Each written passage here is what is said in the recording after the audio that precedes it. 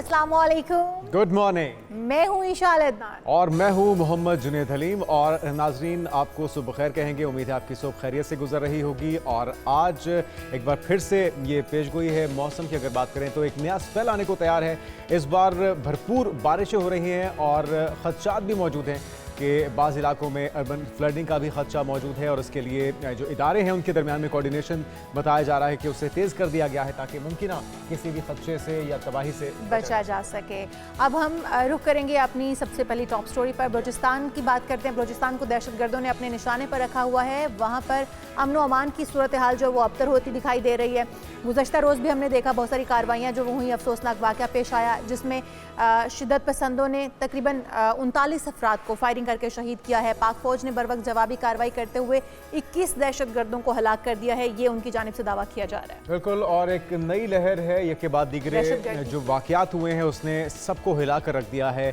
बताया जा रहा है कि ऑपरेशन के दौरान पाक फौज के 14 सिक्योरिटी जवान भी शहीद हुए हैं गुज़श्ता रोज़, जिनमें 10 जवानों का ताल्लुक पाक फौज से था और 4 जवान सिक्योरिटी इदारों का हिस्सा थे। जबकि ISPR के मुताबिक 25 और 26 अगस्त की दरमियानी रात दहशतगर्दों की जानिब से ये बुज़दिलाना कार्रवाई की गई है। एक तो रेलवे ट्रैक को भी निशाना बनाया गया है। वो रेलवे ट्रैक जो कि मिलाता था पंजाब को बलूचिस्तान से, उसे टारगेट किया गया। फिर एक जगह पे मूसा खेल के इलाके में बसों से उतार के उनके शनाख्ती कार्ड देखकर उन्हें गोलियों का निशाना बनाया गया। 23 अफराद वहाँ पे मारे गए। इसी तरह से ये कार्रवाइयाँ जारी हैं। इसकी वजह क्या है और ये ताज़ा लहर, इसके पीछे कौन मुमकिन तौर पर हो सकता है? डॉक्टर नवीद इलाही साबिक DIG CTD जॉइंट DGI भी हमारे साथ मौजूद हैं। डॉक्टर साहब, आपको वेलकम कहेंगे पाकिस्तान मॉर्निंग में।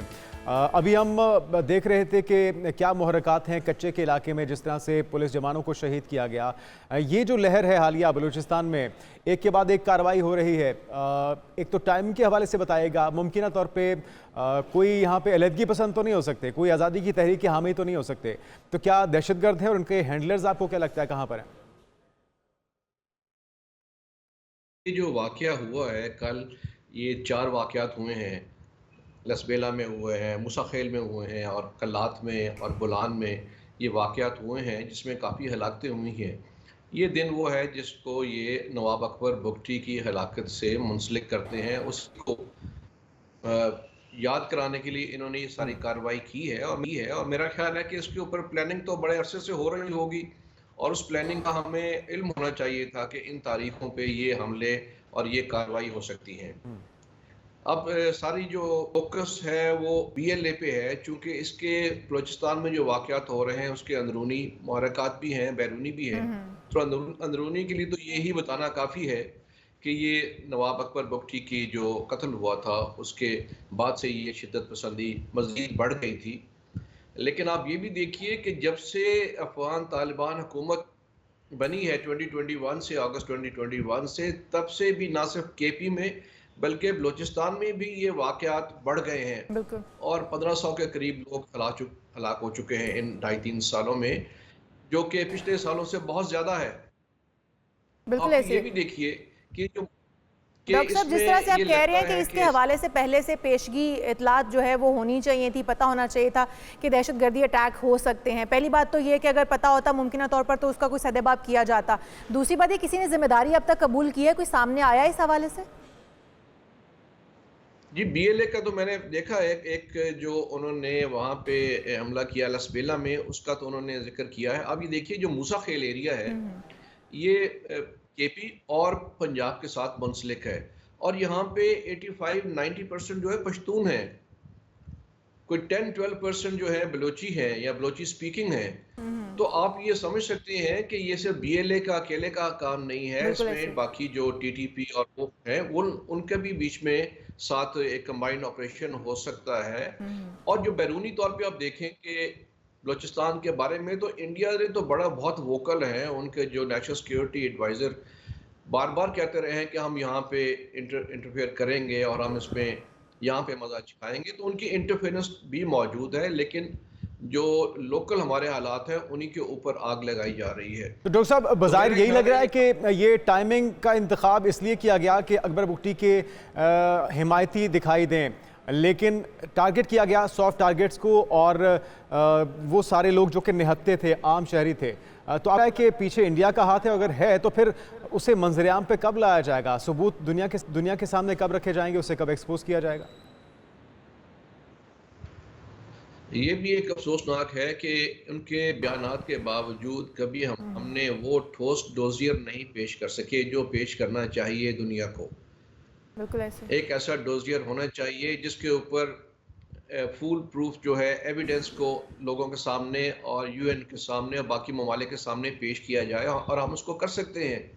और इंडिया को तो कन्फेशनल स्टेटमेंट है, जैसे मैं अर्ज कर रहा हूँ कि नेशनल सिक्योरिटी एडवाइजर खुद बारहा कह चुके हैं, उनके डिफेंस मिनिस्टर कह चुके हैं कि अब हम बलूचिस्तान में ये काम कर रहे हैं। तो मेरा ख्याल है कि ये पीछे स्ट्रेटेजाइज तो वो कर रहे हैं और मॉनेटरी सपोर्ट भी कर रहे हैं और ट्रेनिंग भी सपोर्ट कर रहे हैं। साथ में अफगानिस्तान का हवाला भी दे रहा हूँ कि जब से वहाँ पे नई हुकूमत आई है अफगान तालिबान की, यहाँ पे भी वारदातें बढ़ गई हैं, तो वहाँ पे भी उनका इनके तो साथ डॉक्टर साहब, यकीनी तौर पे दुश्मन तो गैर यकीनी और इंतशार फैलाने की कोशिश करता रहा है और आगे भी करता रहेगा। सिक्योरिटी फेलियर इसे माना जाएगा? क्या हो सकता था जो नहीं हो पाया, जिसकी वजह से सारा कुछ हुआ? नहीं, मैं ये समझता हूँ, देखिए इस तरह के टेररिज्म में जो इंटेलिजेंस है that is the main instrument, और उनकी और सिक्योरिटी एजेंसी की कनेक्टिविटी नंबर 2 बहुत इंपॉर्टेंट है। इस इतने साल हो गए हैं यहाँ पे डील करते हुए, तो हमारा यहाँ पे इंटेलिजेंस वर्क जो है और पेनिट्रेशन जो है बहुत बेहतर होनी चाहिए थी। अगरचे यहाँ पे जो चंद ऐसी जगह हैं जहाँ पे हमले फॉइल किए गए, लेकिन ये बारहा जो हमले होते हैं ये मजदूरों पे और जो लोग और प्रोविंसेस से गए होते हैं, खासतौर पे पंजाब से, वो भी एक स्ट्रेटजी के तहत है। उनकी कोई जो बीएलए की कोई पंजाबियों के साथ कोई दुश्मनी नहीं है। लेकिन सर आईडी कार्ड चेक करने के बाद, सर आईडी कार्ड चेक करने के बाद उन्हें बसों से नीचे उतारा गया, उनको अटैक किया गया, उनकी पहले आइडेंटिटी चेक की गई है, उन्हें आईडी कार्ड उनके चेक किए गए। एक तो तासुब की बुनियाद पर भी हो सकता है, दूसरा जिस तरह से आप कह रहे हैं कम्युनिकेशन गैप है सिक्योरिटी इदारों के और इंटेलिजेंस के दरमियान में, तो इस गैप को कब खत्म किया जाएगा, कब फिल होगा ये गैप? देखिए, मैं ये अर्ज कर रहा था कि तासुब से ज़्यादा ये स्टेट हिकमत अमली है ताकि आपस में इंतशार फैलाया जाए, आपस में डिसयूनिटी क्रिएट की जाए। ठीक है। इससे दहशत भी फैल जाएगी और आपस में सबाई तासुब भी फैलाया जाएगा। ज़रूरी नहीं है कि वो तासुब की बुनियाद पे कर रहे हों, ये उनकी एक हिकमत अमली हो सकती है और उसके हिकमत अमली के पीछे स्ट्रेटेजिस्ट बैठे हैं जो ये काम कर रहे हैं सोच समझ के, तो इसको एड्रेस करना चाहिए। दूसरा, मैं ये नहीं कह रहा कि डिस्कनेक्ट है, लेकिन मैं कह रहा हूँ कि इस पे एक लगातार एफर्ट की ज़रूरत है और कनेक्टिविटी बेहतर करने की ज़रूरत है। आई एम श्योर एक बहुत फैला हुआ एरिया है, ये विल्डरनेस बहुत ज़्यादा है, लेकिन फिर भी उसके बावजूद हमें उसके देखिए हमारे पास एक नेशनल काउंटर टेररिज्म स्ट्रेटजी आज भी नहीं है, वो डेवलप करनी चाहिए ताकि हम तमाम जो भी इदारे हैं सिविल एंड मिलिट्री वो अपनी एक रोड मैप जो है उनके सामने हो, उसके मुताबिक काम करें और साल के बाद देखें कि रिजल्ट्स क्या हैं। दुनिया में ऐसे होता है कि आप you have a strategy, national strategy होती है काउंटर टेररिज्म की या काउंटर इंसर्जेंसी की, जो रिटन एक डॉक्यूमेंट हो, उसके मुताबिक ऑपरेट किया जाए ताकि मालूम होगा कि कहाँ पे हमें कोताहियाँ हुई हैं, कहाँ पे हमने अचीव कर लिया अपने टारगेट। तो उसकी ज़रूरत है। मेरा ख्याल है कि एफर्ट तो जारी है, लेकिन वहाँ पे फाइन ट्यूनिंग की ज़रूरत है। उसको हमें थोड़ा पीछे हट के देखना चाहिए, ड्राइंग बोर्ड पे दोबारा जाएं और देखें कहाँ पे हमारी खताएं अभी हैं। डॉक्टर साहब, आपके ख्याल में जो रिस्पांस सामने आ रहा है, जो कोशिशें हो रही हैं, गुज़श्ता रोज़ वज़ीर आला की तरफ से भी जो गुफ्तगू की गई है उनकी तरफ से वाज़ेह तौर पर बताया गया कि ये किसी किस्म के फ्रीडम फाइटर्स नहीं हैं, इनको दहशतगर्द ही समझा जाएगा, उसी तरह से इनके साथ पेश आया जाएगा। लेकिन अभी तक की जो रिस्पॉन्स आप देख रहे हैं ये काबिल कबूल है, तसल्ली बख्श है, काफ़ी है? देखिए, मैं करता हूं कि ये जो भी रिस्पांस आना चाहिए वो एक मल्टी प्रॉन्ग होना चाहिए, नी जर्क रिएक्शन नहीं होना चाहिए कि आज वाकया हुआ तो हम रिएक्शन दें। एक यहाँ पे अपने कवानीन को सख्त करें ताकि सजाएं जल्द मिल सके, डिसअपीयरेंसेस का मसला हल हो जाएगा। आपको कवानीन को चेंज करना होगा, आपको हार्ट्स एंड माइंड पॉलिसी भी अप्लाई करनी होगी ताकि जो वहाँ के लोग हैं, जैसे गवादर है वो हदफ पे है, बाकी दुश्मनों की हदफ पे भी है, तो वहाँ पे जो ऐसे लोग हैं, मौलाना हिदायतुर रहमान हैं, बाकी हैं, उनकी आप बात सुने। वहाँ 80% लोग हैं फिशिंग से मुंसलिक हैं, उनकी आप रोज़गार बेहतर करें। तो वहाँ लोकल्स को जो है, आप देखें मूसा खेल में एजुकेशन लेवल 40% से ज़्यादा नहीं है, तो स्कूल खोलें, वहाँ पे अपॉर्चुनिटीज दें, तो ये तीनों चीजें जो है, चार चीजें साइड बाय साइड चलेंगी। डॉक्टर साहब, किनेटिक तो ऑपरेशन होगा जो करेगा कार्रवाई, लेकिन बाकी चीजें करनी बहुत जरूरी है। ठीक है। कवानीन ठीक करें और यहाँ पे हार्ट्स एंड माइंड पॉलिसी करें, उनको अपॉर्चुनिटीज वहाँ बेहतर डॉक्टर साहब, एक प्रोवाइड तो की हमें जाए और इंटेलिजेंस। बलूचिस्तान में हमें बैरूनी मुदाखलत का भी सामना है। दूसरी तरफ अब अगर हम देखें कच्चे को भी साथ में अगर लिंक करूं तो कच्चे में जो कार्रवाई हुई, जिस तरह की वारदात हुई, वो भी आपके सामने है। हम अंदरूनी और बैरूनी दोनों तरफ से साजिशों में इस वक्त घिरे हुए हैं। तो हमारी कम्युनिकेशन आप कह रहे हैं कि ठीक करने की ज़रूरत है, लेकिन हमारी फोर्सेस मुतहरक नहीं है उस तरह से। हमारे पास जदीद असलहा मौजूद नहीं है, हमारे पास वो वसाइल मौजूद नहीं है जो कि इनके पास मौजूद होते हैं, दहशतगर्दों के पास होते हैं। जी, मैंने हमें प्रायोरिटाइज करना पड़ेगा रिसोर्सेज को। रिसोर्सेज होते हैं, जाहिर है कि अनलिमिटेड नहीं है, लेकिन रिसोर्सेज को वहाँ लगाना पड़ेगा जहाँ सबसे ज़्यादा ज़रूरत है। कच्चे वाला जो है उसमें आप देखिए, उसको मेरा ख्याल है कि बेहतर प्लान किया जा सकता था। वहाँ पे जो गाड़ियाँ इस्तेमाल की जा रही हैं, 2 घंटे अगर रेस्क्यू नहीं पहुँची तो इसका मतलब कहीं फ्लॉ तो है ना। तो आप फौरी तौर पे हो जाता है, फ्लॉज हो जाते हैं। टेररिज्म में अनसर्टेनिटी होती है, उस अनसर्टेनिटी को प्लग करने के लिए ही इंटेलिजेंस चाहिए होती है। तो मेरा ख्याल है इसको फर्दर स्ट्रेटेजाइज करने की ज़रूरत है बेहतर तरीके से। तो रिसोर्सेज भी वहाँ पे आप डाइवर्ट करें उन एरियाज़ में जहाँ ज़रूरत है। और डॉक्टर साहब, जो जिस तरह से आपने भी बात की कि मकामी सरदारों को, रहनुमाओं को, सियासी शख्सियात को, या वो शख्सियात जिनके असर रसूख वहाँ पर हैं, उनको इसमें शामिल करना कितना ज़रूरी है? क्योंकि लोग उनकी बात सुनते हैं और जहाँ पे कबायली सिस्टम है, जरगा सिस्टम है, वहाँ पे चीज़ें या कानून नाफिज करने के लिए भी आपको ऐसी शख्सियात की ज़रूरत होगी। तो उनका एक पेज पे होना कितना ज़रूरी है? जी, बहुत ज़रूरी है। जो आपकी गुफ्तगू इवन जो दहशतगर्दों से भी है, वो जारी रहती है। वो आपकी काउंटर टेररिज्म स्ट्रेटजी का हिस्सा है। और जो वहाँ पे सरदार हैं या इन्फ्लुएंशियल्स हैं, इवन जो उनके नुमाइंदा हैं जो लोगों के, उनसे राब्ता रखना और उनसे उनकी बात सुनना बहुत ज़रूरी है। वो बताएं कि हल क्या है। देखिए, अगर लोग आपकी साइड पे होंगे तो आपको इंटेलिजेंस करने की बहुत मदद मिल जाएगी, और लोग उनको पनाह नहीं देंगे, इसलिए उनके साथ आपका राब्ता रहना बहुत ज़रूरी है। वो बताएं कि क्या क्या हल है इसका। तो इसलिए मेरा ख्याल है कि उनसे राब्ता करना ठीक। चाहिए, सरदारों से भी, नुमाइंदों से भी और वहाँ की आवाम से भी।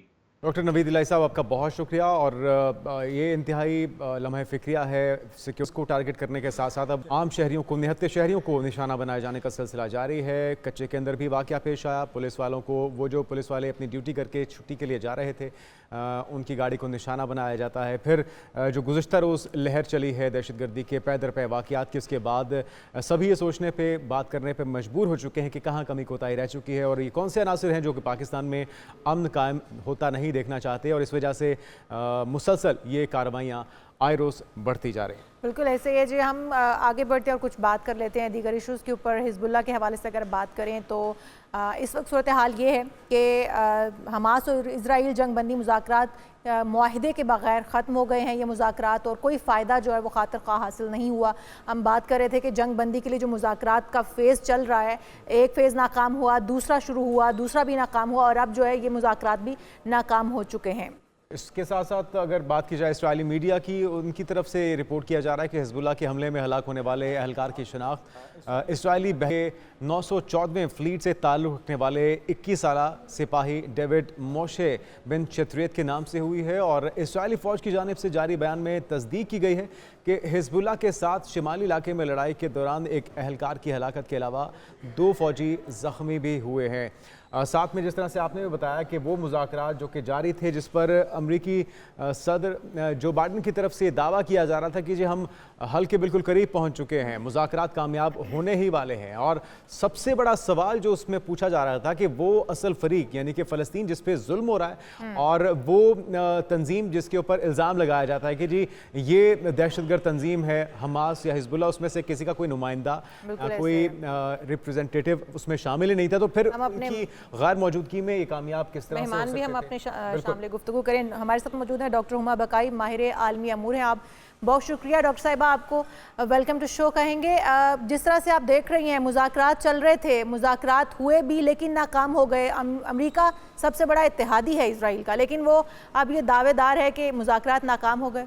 किस तरह से? म्यूटेड रिस्पॉन्स आ रही है। उन्होंने कहा कि जी कंस्ट्रक्टिव डायलॉग हो गया है। रियलिटी ऑन द ग्राउंड ये है कि इजराइल कुछ गिव इन करने के लिए तैयार नहीं है और जिन चीज़ों पे तैयार होता है फिर उस पर बैक ट्रैक हो जाता है। इस वक्त सबसे बड़ा मसला ये है कि वो एक कॉरिडोर मौजूद है जो तकरीबन गजा के बीच में है और हमास की ये डिमांड ये है कि भाई आप ये जमीन खाली करें, यहाँ से हटें। इजरायली मान जाते हैं, फिर नहीं मानते, फिर बैक ट्रैक करते हैं और अगर वो वहाँ रहते हैं तो फिर तो बाकी तो वैसे ही कोई सॉवरेनिटी नहीं है, वो टोटली खत्म हो जाती है। दूसरी अहम बात ये है कि जो कांटा चुभ रहा है इजराइल को और जिसलिए वो शायद किसी किस्म की भी निगोशिएशन कर, अभी भी इजरायली सिटीजन जो हैं वो यरगमाली हैं 5 अक्टूबर पे जो लिए गए थे हमास के पास। लेकिन सबसे ज्यादा खतरनाक बात यह है कि वेस्टर्न कम्युनिटी कम्प्लीटली फेल हुई है इस तनाज़े। डॉक्टर साहब, ये मुज़ाकरात तो फेल हो गए, कोशिशें भी अब तक की फेल हो गई। फ़लस्तीनी सदर महमूद अब्बास भी पहुंचे हैं सरकारी दौरे पे सऊदी अरब। आपको लगता है कि मसालत में अब कोई किरदार मौसर तौर पे अदा कर पाएगा सऊदी अरब और कोई पेशरफ्त होगी? देखिए, सऊदी अरब वगैरह का जो किरदार है ना, उससे सब पे बहुत बड़ा सवालिया निशान है और अरब वर्ल्ड में भी कम से कम जो अरब स्ट्रीट है वो ये समझती है कि जो रूलिंग एलीट है उनका झुकाव बजाय कि पैलेस्टाइन की तरफ हो, इजराइल की तरफ है। और आप देखें ना कि जो ईरान से किस्सा शुरू हुआ है उसके बाद ये कॉन्फ्लिक्ट जो है ये बढ़ गया है, एक्सपैंड हो गया है। अभी जो आपने बात की कि इजरायली सोल्जर मारा गया है, इजराइल में 2 दिन की इमरजेंसी भी लगी है और अब ये वॉर जो है ये सिर्फ, पहले अगर आप किसी से बात करें बिलखुसूस वेस्टर्न लॉबीज में तो वो कहते थे कि बस जी ये इजराइल और हमास के बीच का तनाजा है। इस वक्त तकरीबन 5 कंट्रीज इस तनाजे में इन्वॉल्व हैं। एक्टिव वॉर तो लेबनान से हो रही है। बिल्कुल। तो इट इज इम्पेरेटिव कि कोई हल निकाला जाए और हल जो इस वक्त इजरायली रूलिंग कैबिनेट जो है, जो रूलिंग एलीट है, उसकी हटदर्मी की वजह से हल नहीं हो पा रहा। वरना डॉक्टर साहब, ये मुमकिन कैसे हो पाएगा कि आप मुतासरीन को या वो सारे स्टेक होल्डर्स जो कि डायरेक्टली इन्वॉल्व हैं, फ़लस्तीन को शामिल किए बगैर, हमास को शामिल किए बगैर ये मुज़ाकरात कामयाब हो ही कैसे सकते थे? देखिए, ये बात बिल्कुल सही कह रहे हैं आप। और उससे पहले उन्होंने निगोशिएटर को ही खत्म कर दिया, इस्माइल हानिया को ही एलिमिनेट कर दिया। लेकिन अब जो टर्न आया है सिचुएशन में वो ये है कि वो कहते हैं ना कि म्यूचुअली हर्टिंग स्टेलमेट। तो अब पहले जो पेन था वो सिर्फ पैलेस्टीनियन साइड पर था, पेन जो था वो सिर्फ हमास की साइड पर था और अब जो है जो ये जंग फैली है अब पेन इजरायली साइड पर भी है। एक तो इजराइल के अंदर जंग की मुखालफत है, फिर वहाँ उनका एक बंदा मरता है ना, वो उनके लिए बहुत दर्द-ए-सरी होती है उसको डिफेंड करना। उनके लोग अभी भी यरगमाली हैं और इमरजेंसी लगी हुई है उनकी यहाँ, यानी कि उनका जो मिसाइल प्रोटेक्शन सिस्टम था वो पेनिट्रेट हुआ है। तो the pain is also on the Israeli side. तो बावजूद इसके कि हमास और पैलेस्टाइन का अनरिवोकेबल नुकसान हुआ है, जो जानी नुकसान हुआ है, उसके लिए ये हम में से कोई दुनिया का भी जवाब नहीं दे सकती। तो डॉक्टर साहिबा, आप किरदार कौन अदा करेगा? क्योंकि मुज़ाकरात फेल होने के बाद अब अगला क्या मुज़ाकरात का जी सेशन शुरू होगा? It is going to be a 60-40 formula. 60% America western powers और 40% कतर, कायरो और मिडल ईस्टर्न पावर्स। तो लोग कह रहे हैं कि 60-40 पर ये नेगोशिएशंस आगे बढ़ेंगी। अच्छा, अभी तक तो हमने अमेरिका का रवैया देखा है जो कि बिल्कुल ही वन साइडेड रहा है, लेकिन अब चूंकि इलेक्शन सर पर आ चुके हैं और एक बड़ी कम्युनिटी, मुस्लिम कम्युनिटी भी है जिनके वोट की कम से कम एक ख्वाहिश तो होगी, ज़रूरत भी होगी डेमोक्रेट्स। तो आपको लगता है कि इसी बहाने जंगबंदी में कोई संजीदगी दिखाएगा अमेरिका, कोई वाकई में एक संजीदा कोशिश हो पाएगी कि वो इस जंग को रोकने का किरदार अदा कर पाए? संजीदा से ज़्यादा की इस वक्त कोशिश डेस्परेट है क्योंकि अमेरिका के अंदर इस जंग की बहुत जबरदस्त मुखालफत है, बिलखुसूस उनकी यूथ में। अमेरिका में अमूमी तौर पर फॉरेन पॉलिसी इशूज जो हैं वो इलेक्टोरल कैंपेन का हिस्सा नहीं बनते, लेकिन अगर आप देखें तो इस वक्त कमाला हारिस ने मुसलमानों को इसी तौर पे किया है और जो बाइडेन का किरदार रहा है वो शायद डेमोक्रेट्स के लिए इलेक्शन में मुश्किल अदा करेगा। बहुत शुक्रिया, हमारे साथ मौजूद थी डॉक्टर हुमा बकाई। और शर्मनाक किरदार रहा है अभी तक अमेरिका का गाना किरदार रहा है। अगर ये कहा जाए तो शायद गलत नहीं होगा। एक तरफ जंग बंदी के मुआहदे और हमास ने कहा भी है कि ये एक सिर्फ अमेरिका की जानिब से कोशिश की जा रही थी जो वो अपने इंतखाबात के लिए की जा रही। बिल्कुल, और मुस्लिम दुनिया भी जो किरदार अदा कर सकती थी या करना चाहिए था वो भी अभी तक अनफॉर्चुनेटली नहीं हो पाया। होश के नाखून लेने होंगे और इससे पहले कि सफ़ा हस्ती से इजराइल फ़लस्तीन को मिटा दे, हमें जागना होगा, मुस्लिम उम्मा को जागना होगा और उनका साथ देने के लिए आगे बढ़ना होगा। एक शॉर्ट ब्रेक लेते हैं, उसके बाद दीगर इश्यूज़ पे बात होगी।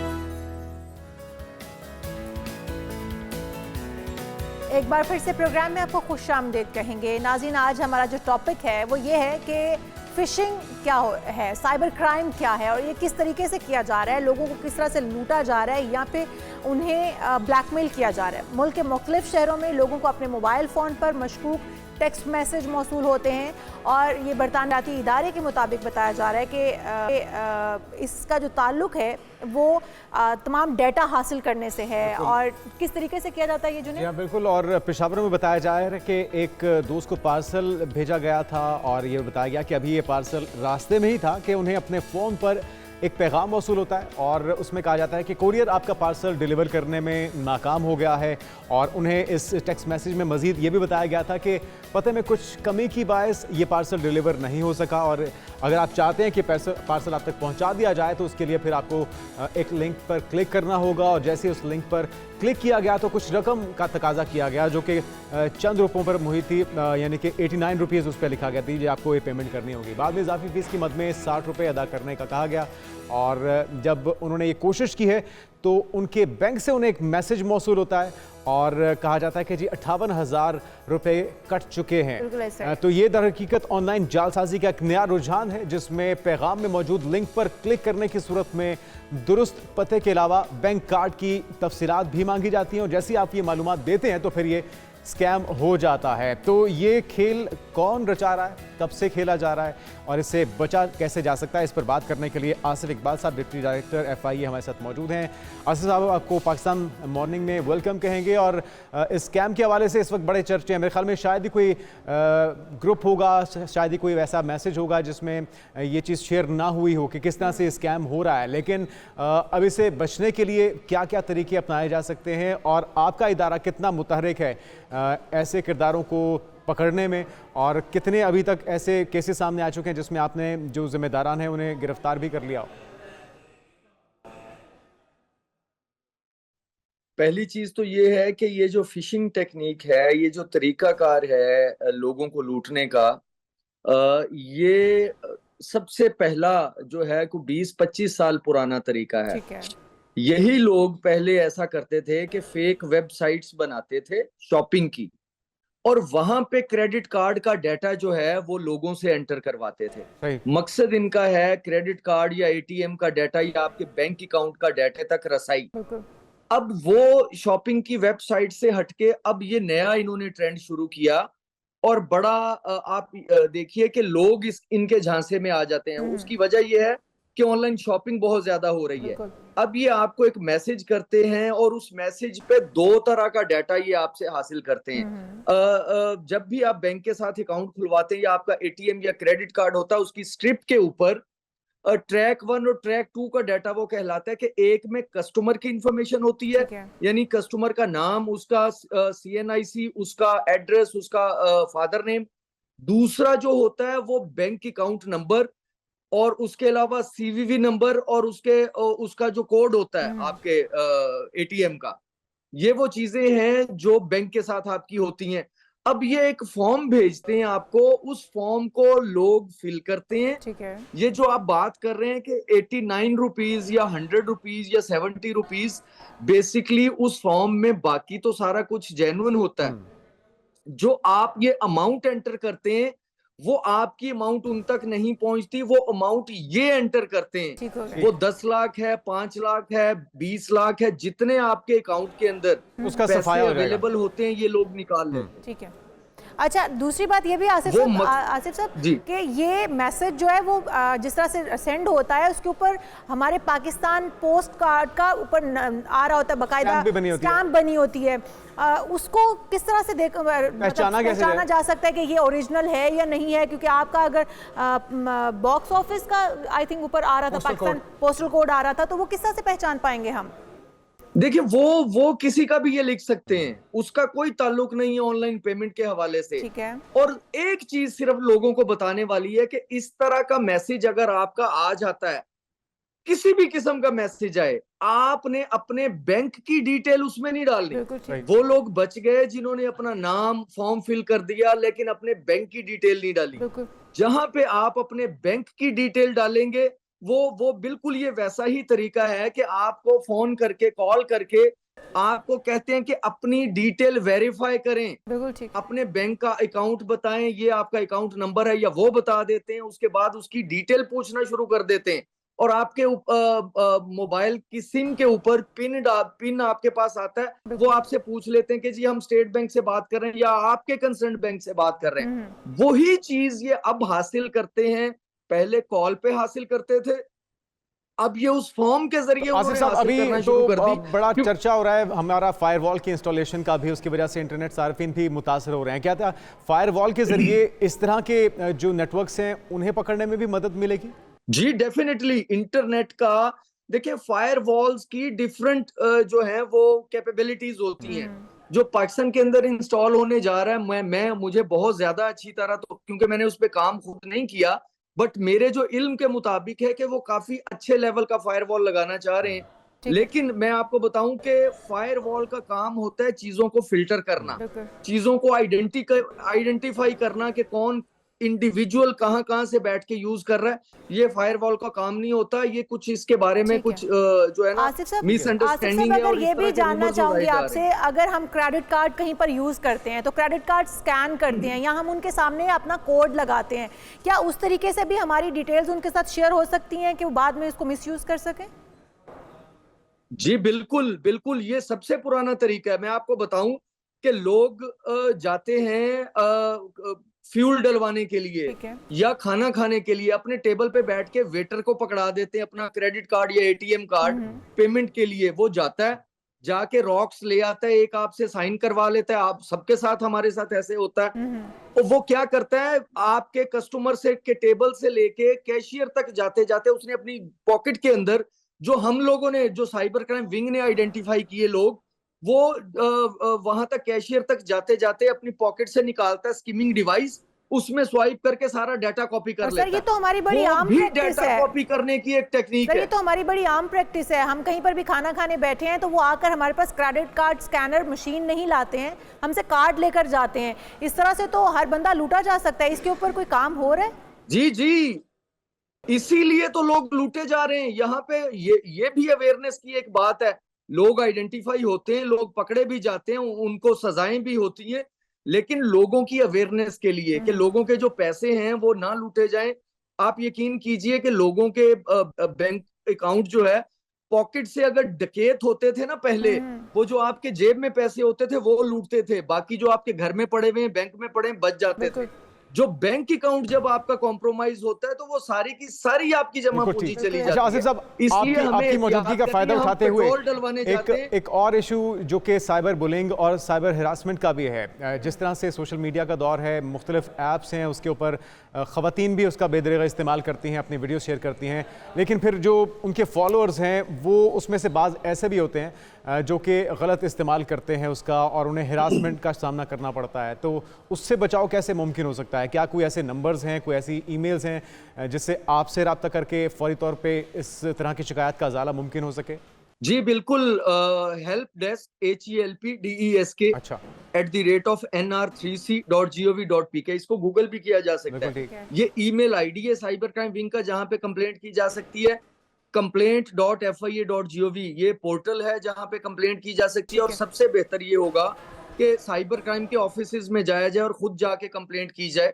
और खास तौर पे ये जो कंप्लेंट्स हैं, जो मॉडेस्टी जिस पे कॉम्प्रोमाइज होती है, जहां पे आपकी फोहश तस्वीर या आप कह लें बगैर कपड़ों के जो तस्वीरें होती हैं, वो कॉम्प्रोमाइज हो जाएं या वीडियोस इस तरह की कॉम्प्रोमाइज हो जाएं, उसको प्रायोरिटी पे टॉप पे रखा गया है, इसको और चाइल्ड पोर्नोग्राफी को, ताकि ये जो हमारा है ये बड़ा, इसको अदालतें भी बड़ा इसको सीरियस लेती हैं और इन ऑफेंसेस में साइबर क्राइम के बेल नहीं होती। आज तक एक भी बंदा बाहर नहीं आया बगैर कॉम्प्रोमाइज के। और सर ये मसला है भी बहुत बड़ा, जिस तरह से अपनी जानें गंवा बैठती हैं बहुत सारी खवातीन अपनी इज्जत बचाने के लिए, बच्चे जो हैं वो अपनी जिंदगी से हाथ धो बैठते हैं, वो जी नहीं पाते हैं, ब्लैकमेलिंग की जाती है।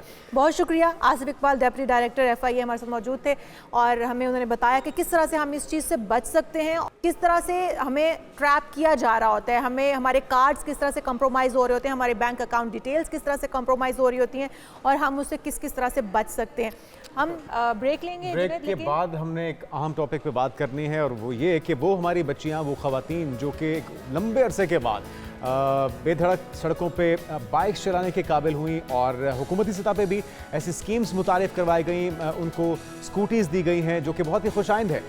उन्हें इनकरेज करने की ज़रूरत है, लेकिन उन्हें हमारे माशरे में ऐसे काली भेड़ें मौजूद हैं, ऐसे किरदार मौजूद हैं जो कि बुलिंग करते हैं और उन्हें हिरासमेंट का सामना भी करना पड़ता है। इस तरह के रवैयों को किस तरह से बदला जा सकता है और किस किन चैलेंज का सामना करना पड़ता है ऐसी बच्चियों को, इस पर बात करते हैं। बिल्कुल जी, एक ब्रेक के बाद स्टे विद अस।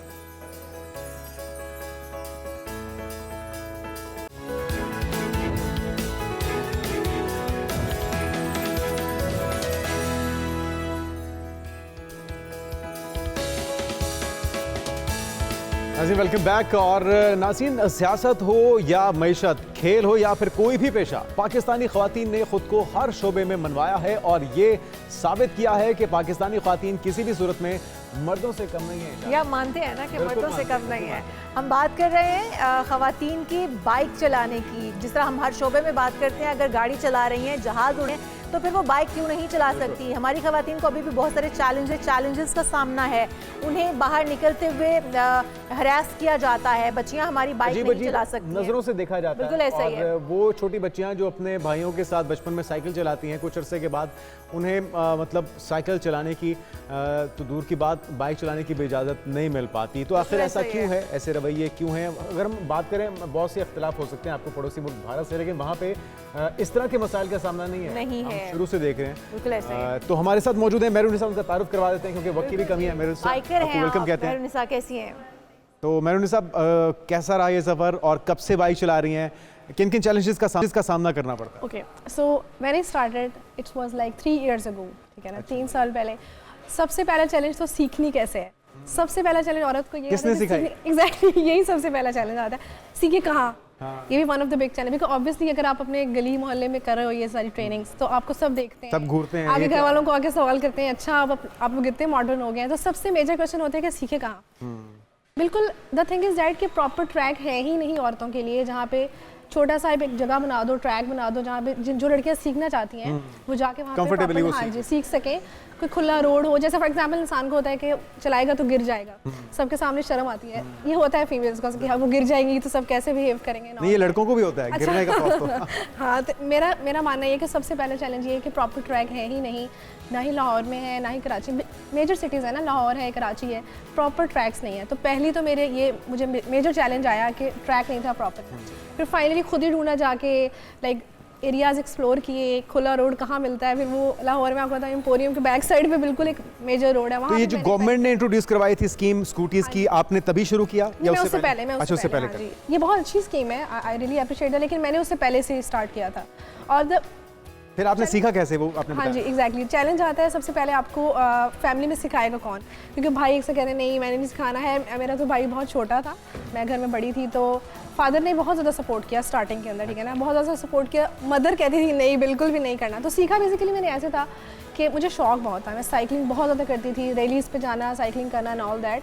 फिर सीखा ऐसे खुद ही करके ना, खुद ही। और वैसे भी लड़कियां मोहताज रहती हैं ना कि हम किसके साथ जाएं, ऑफिस जाएं या स्कूल जाएं, यूनिवर्सिटी जाएं, और उसके बाद तो सहूलियत हो गई आपको सीखने के बाद, अपने स्कूल जाने के लिए, कॉलेज यूनिवर्सिटी जाने के लिए। जब मैंने सीखा मैं ऑफिस जाती थी, ठीक है ना। स्टार्टिंग में फिर ये हुआ कि पहले मुझे मेरा रक्शे का किराया कम से कम भी 300-350 एक साइड का लगता था। वो पेट्रोल आप 70-80 रुपये में पेट्रोल के अंदर इजीली आप मैनेज कर सकते हैं। हाँ, 70 to 80 रुपीज़ में आप इजीली मैनेज उसको कर सकते हो। तो फिर मैंने स्टार्टिंग अपना ऑफिस मैंने तकरीबन लाइक सुबह के टाइम में मेरी बेसिक नाइट शिफ्ट है, ठीक है। नाइट शिफ्ट है, मुझे कोई रात को आपको सुबह 5 बजे मैंने घर आना है और शाम को 8 बजे मैंने जाना है, ठीक है ना। तो मैं 3 साल मेरी प्रॉपर यही रूटीन। अभी भी ये भी बताया कि आप शायद गिलगित गई हैं। हाँ जी, हाँ जी, बिल्कुल हुंजा गई हैं। और ये आप बाइक के थ्रू इतना ट्रैवल करके हाँ जी, गई हैं, और अकेली या ग्रुप के साथ? नहीं, ग्रुप्स के साथ। मैं प्रेफर भी ग्रुप्स के साथ ही करती हूँ। बहुत सारी लड़कियाँ जाती हैं अभी, सिक्योर फील करते हैं। एग्जैक्टली। रिसेंटली भी तो आपका एक पूरा ग्रुप है बाइकर्स का? हाँ जी, हाँ, लड़कियाँ मिल जाती हैं सारी। यहाँ पे कुछ मेल भी होते हैं बीच में, फीमेल्स मेल मिलके, तो बड़ा अच्छा जाता है। हमने बहुत ट्रैवल किया है। द थिंग इज डैट कि जब पाकिस्तान के अंदर आप बात करें नॉर्थ साइड की, नॉर्थ में हुंजा, स्कर्दू, ठीक है ना, कश्मीर साइड पे, वहाँ पे ना लोग बहुत रिस्पेक्ट देते हैं, ट्रस्ट मी।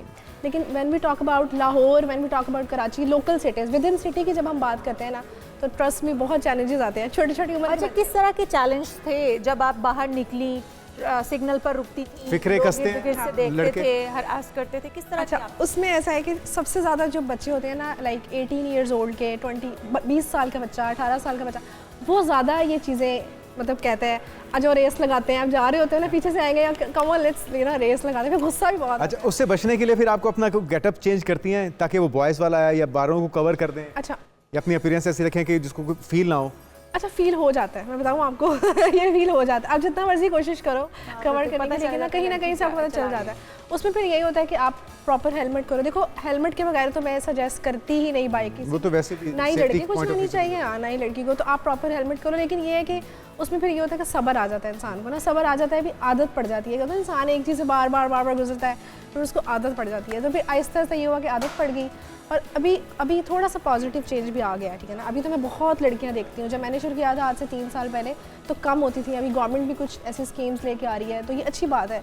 अभी जो गवर्नमेंट लेवल पे स्कीम आ रही है, उससे आपके इर्द गिर्द भी लड़कियां मौजूद होगी। लड़कियों ने अप्लाई नहीं किया, मरीम नवाज़ ने भी यही कहा कि ख़वातीन ने अप्लाई नहीं किया जो डेट दी गई थी उससे मुकर्रर तारीख तक। तो ये क्या वजह है? यही कि लोग हरास करते हैं या लोग तंग करते हैं, इस वजह से नहीं अप्लाई किया? अच्छा, इसकी ना 2 से 3 वजूहात हैं। एक तो मेजर चीज़ ये है कि घर वाले क्या करते हैं, वो लड़की के नाम पे अप्लाई करवा देते हैं, लेकिन उनको पता होता है एट द एंड जो है ना घर में किसी भाई ने यूज़ कर लेनी है। बहुत सारा ऐसा होता है। आप जैसे पिछले दिनों ना पिंक बाइक्स का शायद आपने सुना हो, ठीक है। तो उसमें क्या हुआ कि लोगों ने ली है, बाद उसका कलर पेंट चेंज करा के ना लड़के एग्जैक्टली बच्चियों के इस्तेमाल में ही नहीं रही। हाँ, तो ये एक तो ये चीज़ है ना कि क्यों नहीं करती लड़कियाँ, क्योंकि वो ऐसे फील ही नहीं आती उनको अंदर से कि मैंने तो चलानी नहीं है, फिर वो अंदर से नहीं आता ना। तो गवर्नमेंट को क्या सजेशन देंगी कि क्या साजगार माहौल किस तरह से पैदा किया जा सकता है और किस तरह से बच्चियों को इंकरेज किया जा सकता है, उनके पेरेंट्स को, फैमिली को, कि बच्चियां बाइक चला सकती? अच्छा, इसमें ना 2 से 3 कैंपेन्स चलाई जा सकती हैं। फॉर एग्जांपल, एक तो मैंने आपको बोला कि एक अलग से प्रॉपर ट्रैक दे दें, ठीक है, ये जगह महसूस कर दें कि यहाँ पे औरतें आएंगी, प्रॉपर सीखेंगी। एक ट्रेनिंग सेंटर, ट्रेनिंग सेंटर एक ये पहला, क्योंकि सब पेरेंट्स को पता होगा कि अच्छा डरते हैं ना, माँ बाप भी डरते हैं हमारी बेटी गिर जाएगी, लोग करेंगे, वो इसलिए इनकरेज नहीं करते फीमेल्स को, क्योंकि उनको पता है चोट तो लगती है, ठीक है ना। मैं भी गिरी हूँ रिसेंटली, मतलब गिरता है, ऐसे लड़के भी तो गिर जाते हैं, लड़की भी गिर गई तो क्या है। तो ये आप बुरे से बुरा सोचो और उसके लिए प्रिपेयर कर लो अपने आप को। ये होता है कि आप बुरे से बुरा सोचो कि अपने आप को प्रिपेयर कर लोगे, then you don't have to face any issue. बच्चियाँ इससे बड़ी इंडिपेंडेंट हो जाएंगी। वो अपने जिस तरह आपने कहा कि एक साइड पे आपको 300 रेंट जो पे करना पड़ता था, गया और वो 70 रुपीज़ में आप आने और जाने का अपना रेंट पे कर रही थी। ये बहुत मतलब मिनिमम है, इकोनॉमिकल है, बड़ा ईजी हो जाता है। आप वैसे भी आप बहुत अंदर से अच्छा फील करते हैं, ये बड़ी एक चीज़ होती है। अच्छा, आपकी फैमिली ने, आपने बताया पेरेंट्स ने, फादर ने काफ़ी सपोर्ट किया, आपके कोलीग्स और फ्रेंड्स वगैरह, उनका रिस्पॉन्स कैसा था? अच्छा, जो लड़के कोलीग्स होते हैं ना, वो ना शुरू में ऐसे कहते हैं क्या ज़रूरत है, क्यों कर रही हो। जो लड़के होते हैं, हाँ ऑकवर्ड लगता है, ठीक है ना, ये होता है ना, ऑकवर्ड लगता है। शलवार कमीज़ में अब कुछ लोग लड़कियाँ शलवार कमीज़ में भी चलाती हैं, कुछ थोड़ा सा वेस्टर्न करती हैं, कैसे माई लगती है बैठी हुई, ऑल दैट लोग करते हैं ऐसी बातें, ठीक है ना, लोग करते हैं। उनको फिर आपको जवाब देना आना चाहिए, ठीक है ना, आपको जवाब देना। तो क्या जवाब दें लड़कियाँ उनको? अच्छा, लड़कियाँ ना अब तमीज़ का दायरा भी कायम रखना है, ठीक है।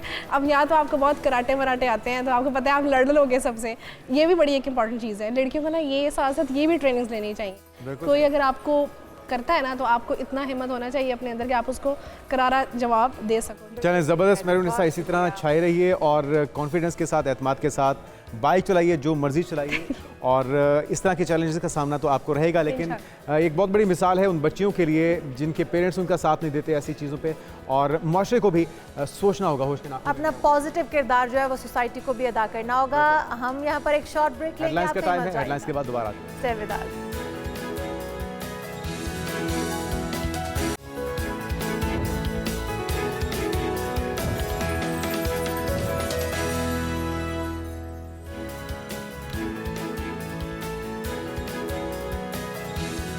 प्रोग्राम में एक बार फिर से आपको खुशामदीद कहेंगे। तो नाजरीन, आंखों से चश्मा 10 सेकंड में कैसे उतारा जा सकता है, आज का हमारा टॉपिक ये है। आंखें जो होती हैं वो किसी भी इंसान की शख्सियत का आईनादार होती हैं। अक्सर लोगों की आंखों के नीचे स्याह हल्कों का होना गैर मामूली बात होती है। उनकी आंखें काम नहीं कर रही होती, उन्हें नज़र नहीं आ रही। जब आपको नज़र नहीं आता ना तो आपका कॉन्फिडेंस बहुत नीचे आ जाता है, आप देख नहीं पाते जब दुनिया की खूबसूरती को। तो हमारे साथ हमारे मेहमान भी जुनैद मौजूद हैं। बिल्कुल, लेकिन जो आपने दावा किया वो बहुत बड़ा है कि 10 सेकंड्स में एनएक्स से छुटकारा, ये किस तरह से मुमकिन हो सकता है? सुनने में तो ये लगता है कि झूठ है या फेक है, लेकिन इसमें कितनी हकीकत है यही जानने के लिए हमने दावा दी है। डॉक्टर अली जैन साहब, आई स्पेशलिस्ट। डॉक्टर साहब, आपको वेलकम कहेंगे पाकिस्तान मॉर्निंग में। और ये जो स्लोगन है आपका, क्या वाकई में इसमें कोई हकीकत है? 10 सेकंड में कैसे मुमकिन हो सकता है? The laser exposure time is only 10 second. अच्छा, जस्ट 10 सेकेंड्स। और उसके एक फ्लैप प्रिपरेशन करते हैं, उसमें चले अगर आप 45 सेकेंड्स या 1 मिनट भी लगा लें, but the actual laser exposure time जिसके साथ ग्लासेस आपने उतारनी है, कॉर्निया रीशेप करना, इज ओनली 10 सेकेंड। और इसमें सक्सेस रेशो क्या है? मतलब लोग तो घबराते हैं कि कहीं हमारी खुदा न खास्ता बिनाई बिल्कुल ही चली ना जाए। ये बड़ा अच्छा आपने क्वेश्चन किया। It's a big public message. I really want to use this platform to tell the message और आम पॉपुलेशन को कि दे हैड द फियर कि जी आंखों की नजर जा सकती है, क्योंकि मामला बड़ा हसास है आंखों का। रहमत से ऐसे कोई ऐसा बात नहीं। It's all robotic, it's all AI generated, it is all mapped. यानी कि आपकी आंख जो आपके कंटूर्स हैं आंख, यानी कि आंख की जो साख्त है उसके मुताबिक ही लेज़र जाएगी, उसके अलावा लेज़र कहीं नहीं जाएगी। अगर आपकी आंख ब्लिंक होती है या आंख टेढ़ी होती है या पेशेंट आंख को भींच लेता है तो वो स्टॉप हो जाएगी, लेजर वुड नॉट वर्क, वो उसको रुक जाएगी। डिफरेंट किस्म की आई साइज होती है ना, मतलब कोई नॉर्मल वीक है, कोई सिलेंड्रिकल है, टॉरिकल है। देखिए मेरी बात, इशाली आपने बड़ा अच्छा क्वेश्चन किया। I tell you one thing on this program, हर किस्म की ऐनक माइनस नहीं +5 से लेके +8 +9 और माइनस एज में अगर कोई बुजुर्ग -25 -30 तक ग्लासेस उतारी जा सकती है। अच्छा, -10 तक जो प्रोसीजर होता है वो लेज़र प्रोसीजर होता है, इसमें एक्साइमर लेज़र इस्तेमाल करते हैं। -10 से ऊपर या वो पेशेंट जिसका अगर सपोज आप कह लीजिए टॉरिक है या मतलब सिलेंड्रिकल नंबर है और वो नंबर काफ़ी ज़्यादा है और उसका कॉर्निया वीक है, तो उस पेशेंट की हम उस पेशेंट की हम फिर एक्साइमर लेज़र नहीं कर सकते। एक्साइमर लेज़र बेसिकली क्या लेज़र है? वो अल्ट्रावायलेट एक लेज़र है जो आंख के बाहर वाले हिस्से कॉर्निया को इफेक्ट करती है, बस उसको जाके टच करते हैं हम और उसकी कॉर्निया की आउटर सरफेस को शेप अप कर देते हैं। और वो बिल्कुल जिस तरह ग्राइंड नहीं, आप यूँ समझ लें कि एक आंख है बिल्कुल राउंड सर्कुलर और उसके ऊपर से आपने एक चिप ऑफ कर दिया एक पार्ट जो कि आपने रेडियो एब्लेशन की है, यानी कि आपने उसको बिल्कुल प्रिसाइसली अपने मुताबिक उसको आपने ग्राइंड किया, बट आपने उसको कट नहीं लगाया, ठीक है। और उसके बाद एक फ्लैप होता है जो आंख के ऊपर ही आ जाता है और इस तरह एक पर्सन को पता ही नहीं चलता कि उसकी आंख की कोई सर्जरी हुई भी है कि नहीं। ये सर्जिकल नहीं है, यस, इट्स लाइक कट नहीं, there is no cut, right. अरे डॉक्टर साहब, ये लेज़र ऑपरेशन या दीगर जो ट्रीटमेंट्स हैं उसके ज़रिए तो ऑब्वियसली आप बता रहे हैं कि सक्सेसफुल उसको छुटकारा हासिल हो सकता है। क्या नेचुरल रेमेडीज़ भी कोई ऐसी मुमकिन? हमने सुना है बचपन से कि गीली घास पे जिस पे औस गिरी हुई हो उस पे नंगे पाँव चलने से या गाजर खाने से, उसका जूस पीने से, क्या इसमें फायदियत है? मेरी बात सुन, देखिए गाजर क्या है, ये बहुत डिफरेंट बात है। गाजर इज विटामिन ए, कैरेट्स कहते हैं ना आपको, बेसिकली जो विटामिन ए है उसका जो बायोलॉजिकल एम है वो बीटा कैरोटीन है, वो कैरेट से ही बना है। कैरेट का नाम ही बीटा कैरोटीन, उससे फायदा होता है। That is best, definitely that is, but आप उसको ये नहीं कह सकते एक बंदे की नंबर है सपोज 7 या 8 या कमजोर होने से बचाने के लिए ऐसा लाइफस्टाइल उसको स्टॉप करने के लिए, यानी कि पेशेंट की नजर जो है वो खराब हो रही है उसको अपने स्टेबल करना है, तो vitamin A supportive therapy, this is called supportive therapy, वो it helps, definitely it helps, but it has got no role in removal of glasses. ऐनक उतर नहीं सकती, ठीक है। ऐनक को उतारने के लिए you actually have to intervene by these means, ठीक है, जिसमें लेज़र है और दूसरा कुछ इम्प्लांट्स होते हैं, टॉरिक या पैन ऑप्टिक्स इम्प्लांट्स होते हैं जो नंबर 10 से ऊपर चला जाता है। मतलब एक बंदा है पेशेंट, उसका 28 नंबर है, 27 नंबर है, 30 नंबर है, 25 नंबर है, ठीक है। और देयर आर पेशेंट्स वो आते हैं मेरे पास पूरी दुनिया से, पाकिस्तान से, यू नो, एंड कि you want to get rid of glasses. अच्छा, आप बता रहे हैं कि अगर 50 प्लस भी किसी की एज है, 60 तक, 65 तक।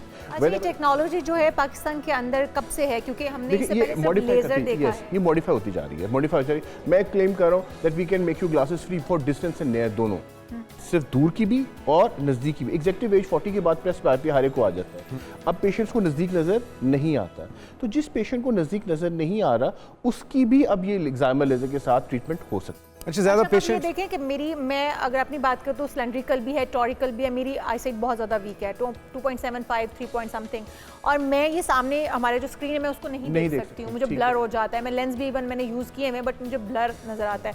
मैं अगर अपनी आईसाइट को करवाती हूँ कितने टाइम तक रहेगी और रिवर्स होने के कितने? जो करेक्शन आपकी एक दफ़ा होगी वो 100% होगी, फॉरएवर होगी। आप जब तक कैटरेक्ट डेवलप नहीं होता 60-70 साल तक आपका दूर की नज़र ख़राब नहीं होगी। ठीक। ये आप और करीब की नज़दीक का भी, अगर सपोज एक पेशेंट है 36 के ऊपर आया है, 40 के ऊपर आया है, तो आपको उसको नज़दीक का करेक्शन देने, आप उसको साथ दें, क्योंकि आपको पता है थोड़ी देर के बाद उसको नज़दीक का नंबर भी लगेगा।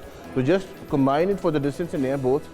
अच्छा, ज़्यादातर डॉक्टर साहब जो आपके पास पेशेंट आते हैं वो किस प्रोफेशन से होते हैं? क्योंकि जिसका स्क्रीन का काम है, Yes. या हमारे पास एडिटर्स हैं जो कि 10-10 घंटे, 12-12 घंटे स्क्रीन के सामने बैठे रहते हैं। वेरी गुड क्वेश्चन, आपने बहुत अच्छा क्वेश्चन किया, बिकॉज ये बहुत बड़ी थॉट है। बहुत सारे लोग इस वजह से डर रहे कि जी हमारी स्क्रीन पहले बहुत ज़्यादा इस्तेमाल करते हैं। उन लोगों के लिए पब्लिक मैसेज है कि जिस पेशेंट ने बहुत ज़्यादा स्क्रीन टाइम इस्तेमाल करना है उसकी आंखें ड्राई हो जाती हैं, ठीक है। हम इस प्रोसीजर जो एग्जामर फेमटो या हम ये जो हम लेसिक करते हैं उसके साथ हमारी जो लेज़र थेरेपी है, वो जो पल्सेस हैं वो कम यूज़ होती हैं, उसके साथ ड्राई आई होने का चांस कम होता है वर्सेस अगर आप कोई और प्रोसीजर के साथ करते हो। एक बात। अच्छा, दूसरा, आपने आर्टिफिशियल टीयर्स यूज़ करने होते हैं जिससे आपकी आंखों को वो 2 से 3 महीने हर एक में इस्तेमाल करने होते हैं।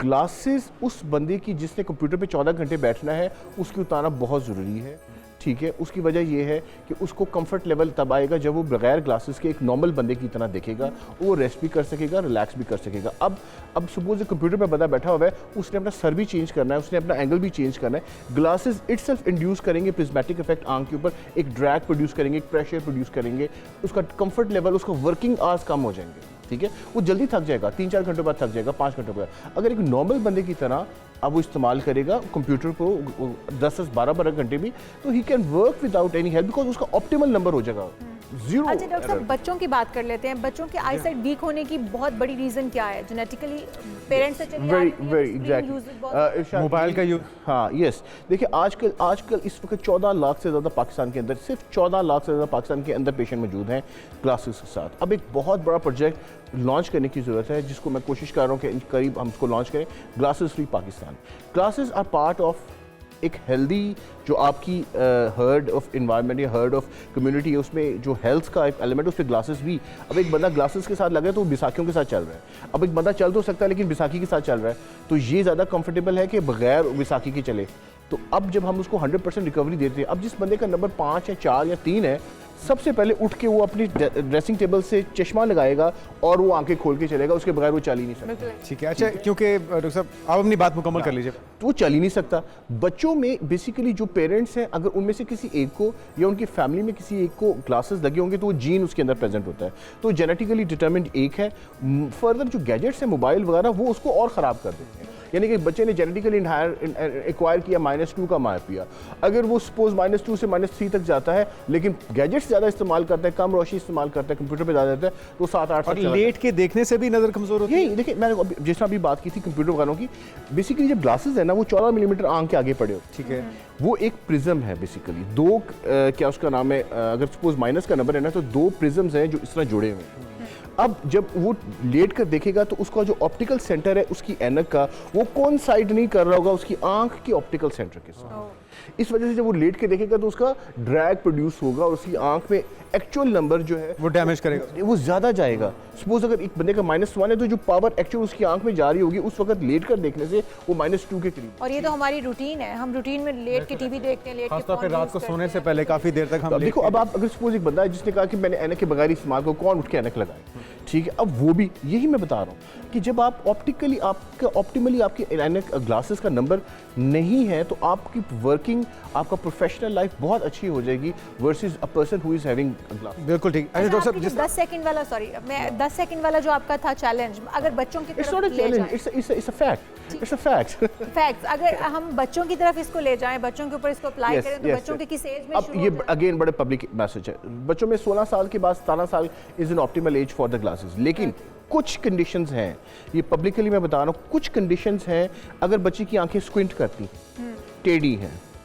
और उसमें एक आंख कमज़ोर होने का ख़तरा है कि वो 18 साल का होगा, उसको अगर हम एड्रेस नहीं करेंगे तो वो आंख एम्ब्लायोपिया में डेवलप हो जाएगी या कमज़ोर हो जाएगी फॉर, उस आई को किसी भी एज के ऊपर ट्रीट करना लाजमी है। ठीक है, उसको अर्ली एज पे भी आप कर सकते हैं एक आई को, ठीक। और कुछ कंडीशन में बायोलेटरल भी कर सकते हैं जिसमें आपको डर हो कि ये पैथोलॉजिकल माइओपिया की तरफ चले जाएगी, उसमें पेरेंट्स को थोड़ा सा गाइड करना पड़ता है, बिकॉज आप दोनों आंखें इकट्ठी कर रहे हैं और अर्ली एज पे कर रहे हैं तो उसका फॉलोअप ज़रा क्लोज होता है और पेशेंट को एट टाइम्स एनवायरनमेंट से वायरल कंजक्टिवाइटिस और कैरेटाइटिस होने का खतरा होता है, बिकॉज उसका कॉर्निया थोड़ा सा वीक होता है, तो उसमें कुछ चीज़ें हैं जो पहचानी और बतानी होती हैं और उसमें किस तरह उसको इस्तेमाल करना है वो उनको बताना होता है, और उसके बाद इट वर्क्स। डॉक्टर साहब, क्योंकि महंगाई का दौर है तो आप ये भी बताइए कि जेब पे कितना बड़ा झटका है ये ट्रीटमेंट? आम पाकिस्तानियों के लिए और आम जनरल पॉपुलेशन के लिए ये उससे बहुत सस्ता है वर्सेस जो दाएं बाएं गैजेटरीज करके अपने लिए जो काम कर रहे होते हैं उससे बहुत अच्छा है कि एक दफ़ा ही वो करवा के इसको ठीक कर लें। ऑब्वियसली उसके अंदर मल्टीपल ऑप्शंस होते हैं, जो नंबर जितना बढ़ता जाता है, अगर इस तरह 27 या 28 या 10 या एक आम रूटीन, लेकिन एक ये मैं बता रहा हूँ जो जनरल इसके फिक्स कोई कॉस्ट है या फिर जितनी आपकी नज़र कमज़ोर है उतना ही खर्चा बढ़ता जाएगा? नॉर्मली अगर तो सिर्फ लेज़र है ना, एक्साइमर लेज़र जिसे ऐनक उतारनी है, तो वो बहुत आसानी से, वो कुछ बहुत ज़्यादा खर्चा नहीं है, लेकिन अगर वो डबल कंबाइन करना चाहिए ना, दूर नज़दीक दोनों का, उसमें फिर वो मल्टीपल ऑप्शंस होती हैं। तो मिनिमम चार्जेस बता देना ताकि जो हमारे 100 से शुरू होता है ऑलमोस्ट मिनिमम जो है यहाँ से, और can go up to any. अच्छा, गवर्नमेंट सतह पर भी इसको नहीं, अभी गवर्नमेंट क्योंकि कॉस्मेटिक में आता है, गवर्नमेंट के ऊपर अभी नहीं है ये। ठीक है, मतलब प्राइवेटली आप करवा सकते हैं ये ट्रीटमेंट, जैसे बहुत सारे ट्रस्ट हॉस्पिटल में भी लेवल पे वहाँ पर ये अवेलेबल नहीं है। ठीक है। अच्छा डॉक्टर साहब, कितने ऑपरेशन आप माशाल्लाह कर चुके हैं और उसमें सक्सेस रेशियो देखिए, इस वक्त we have done more than 8000 of these procedures. अच्छा। और ये सारे के सारे अल्हम्दुलिल्लाह 8000 प्रोसीजर्स, और we have you know got machine, we have got 2 centres, one मतलब 2 सेंटर्स हैं जिसको हम रन कर रहे हैं लाहौर के अंदर, और इसको हमने मेक श्योर किया हुआ है कि अल्हम्दुलिल्लाह every case is a very 100% success, except few जो थोड़े बहुत मिट्टी वगैरह से या उसको थोड़े एहतियात करनी पड़ती है आपको पहले एक आध दिन के लिए एहतियात, और उसके बाद फिर नॉर्मल लाइफ ले। लेंस का इस्तेमाल करना, हम कलर्ड लेंस हमारी लड़कियां बहुत ज़्यादा इस्तेमाल करती हैं खूबसूरत आंखों को बनाने के लिए, वो कितना हमारी आंखों पर इफेक्ट? देखो, मैं एडवोकेट नहीं करता कॉन्टैक्ट लेंसेज को, I am not a very fan of contact lenses, because contact lenses is just like plastic balloon जो आपने आँख के ऊपर लगाया हो, ठीक है, उसने मिट्टी भी एक्वायर करनी है, उसने उसके ऊपर रगड़ भी करना है, कॉर्निया के ऊपर डैमेज भी करना है, उसमें चेंजेस भी लेके आनी है। I am not a very good fan, I am not a very fan of contact lenses. Contact lenses के अगेंस्ट मैं पेशेंट को, और हाँ, अगर कलर्ड कॉस्मेटिक लेंसेज किसी बंदे ने लगाने हैं अपने पार्टी या किसी थोड़ी देर के लिए, तो वो भी specific time for 2 hours 3 hours party या सोशल आवर्स के अंदर वो यूज़ कर सकता है। किसी सूरत भी पहन के रात सो नहीं सकता और ज़्यादा प्रोलॉन्ग टाइम के लिए नहीं लगा। अच्छा, सम टाइम ये होता है कि लेंस आपकी आई में लगा रह गया है, वो ब्रेक हो जाता है, उसके पार्टिकल्स अंदर रह जाते हैं, वो कितना डैमेज करते हैं आई को? देखिए मेरी बात है, कॉन्टैक्ट लेंसेज के साथ आप किसी सूरत भी स्पेसिफिक आर से ऊपर नहीं जा सकते, वरना हाइपोक्सिया मतलब बेसिकली ऑक्सीजन लेनी होती है ना, कॉर्निया के अंदर जो बाहर ब्लैक है ना, इसमें खून की नाली नहीं है। जिस तरह हर ऑर्गन के लिए खून में ऑक्सीजन चाहिए, खून जहाँ पहुँचता है वो ऑक्सीजन देता है, अब इसमें खून की नाली नहीं तो ऑक्सीजन कहाँ से आनी है? एनवायरनमेंट से आनी है। अगर आप एक बैरियर प्रोड्यूस कर रहे हो उसके आगे, तो उसकी इन्वायरमेंट और उसकी ऑक्सीजन कॉम्प्रोमाइज होना शुरू हो जाती है, और उसके साथ क्या होता है कि बेसिकली कॉर्निया इफेक्ट होना शुरू हो जाता है। सो कॉर्नियल हेल्थ जो है ना, उस पर बड़ा क्वेश्चन। डॉक्टर अली ज़ैन हमारे साथ मौजूद थे, आपका बहुत शुक्रिया डॉक्टर साहब, और उम्मीद करते हैं कि इनकी मुफीद मशरों से आपको बहुत कुछ मालूमात में इजाफा हुआ। टूटा नहीं, वो सच पे मबनी है, 10 सेकंड में आपका चश्मा वाकई में उतर सकता है। और जो हम यहाँ पर एक शॉर्ट ब्रेक लेंगे, आप कहीं मत जाइएगा, बहुत सारे अहम इशू हैं जिन पर बात करना अभी बाकी है, तो स्टे विद अस।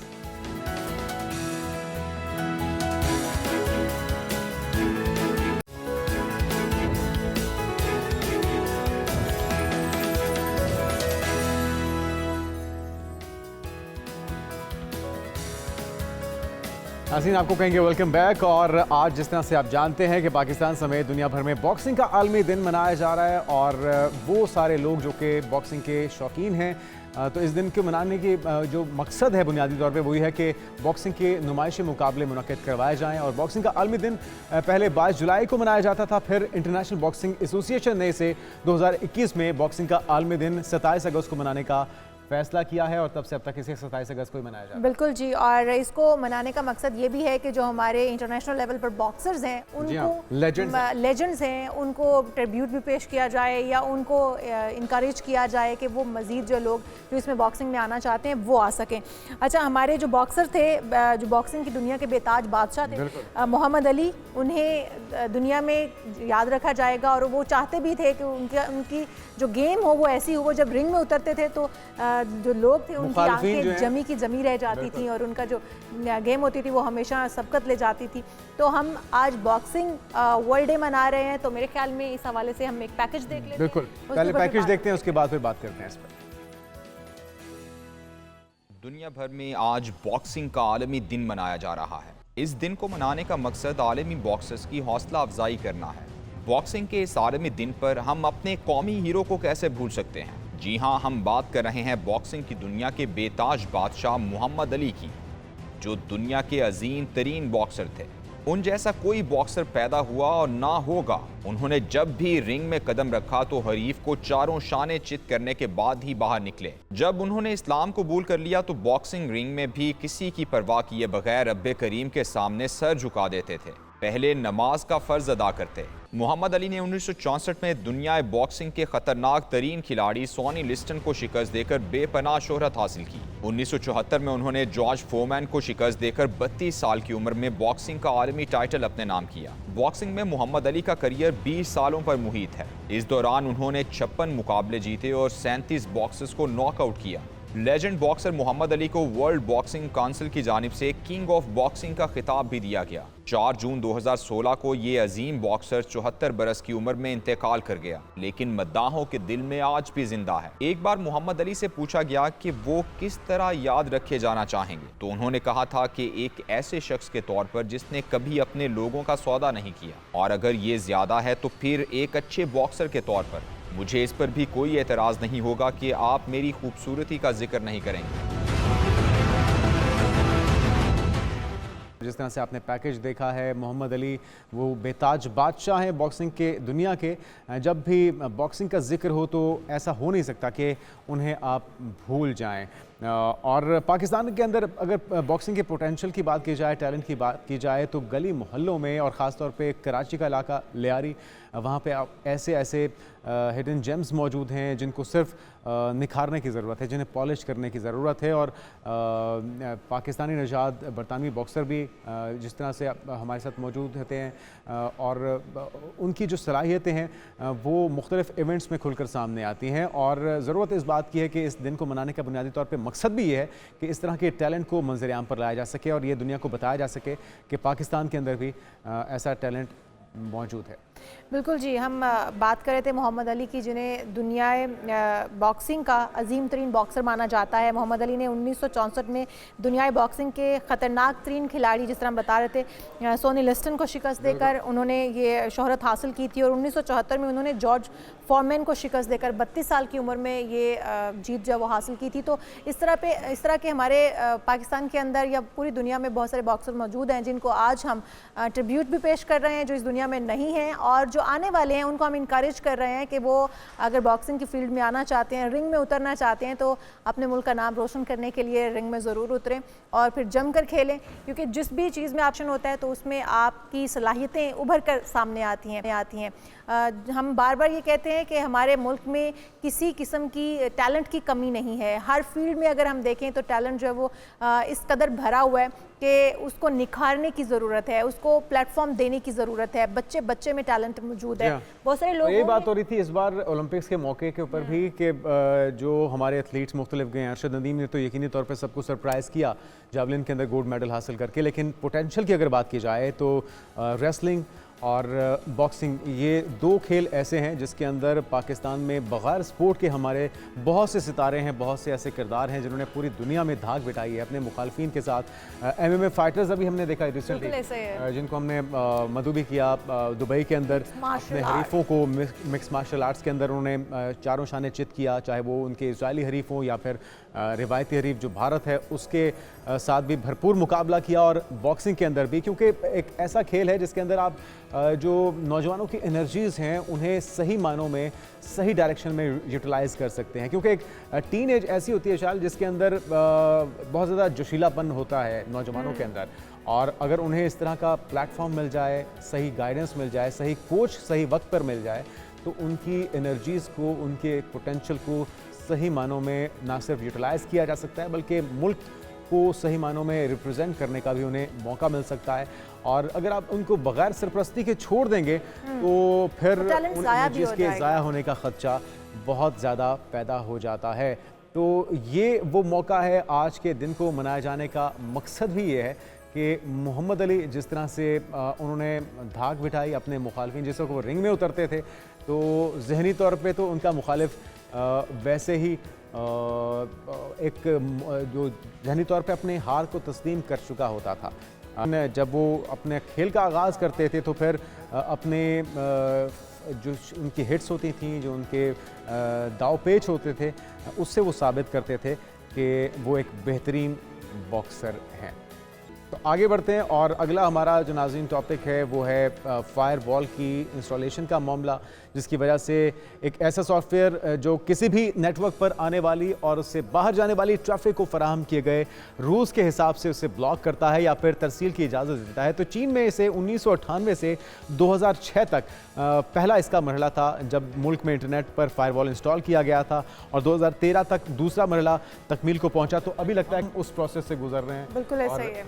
सार्फिन को मुश्किलात का सामना। फायरवॉल कोई सादा या आमतौर पर इस्तेमाल होने वाली फायरवॉल नहीं है, बल्कि इसमें जो एक चीज़ सबसे अहम इस्तेमाल की जाती है वो है ऐप को इंस्पेक्शन करना। उसके अंदर जो कुछ आ रहा है डाटा, उसको किस तरह से इंस्पेक्शन उसकी करके जो ठीक मवाद है वो उसकी रसाई होना, और उसको जो ठीक नहीं है, जो डिफरेंट किस्म की कार्रवाइयों में मुलविस हो सकता है, उस मवाद को ब्लॉक कर देना, उन ऐप्स को, उन शायद डाटा को ब्लॉक कर दिया जाता है। और हमारे एक्सपर्ट हमारे साथ मौजूद हैं, रायद अफजल डिजिटल एक्सपर्ट हैं। रायद साहब, आपके वर्क का बहुत शुक्रिया। ये जो फायरवॉल की इंस्टॉलेशन है, हम देख रहे हैं कि इसमें तो साल भी लग जाते हैं, तो क्या हमें भी इतना ही वक्त लगेगा या अब जदीद टेक्नोलॉजी की वजह से इसकी इंस्टॉलेशन जल्दी भी हो पाएगी?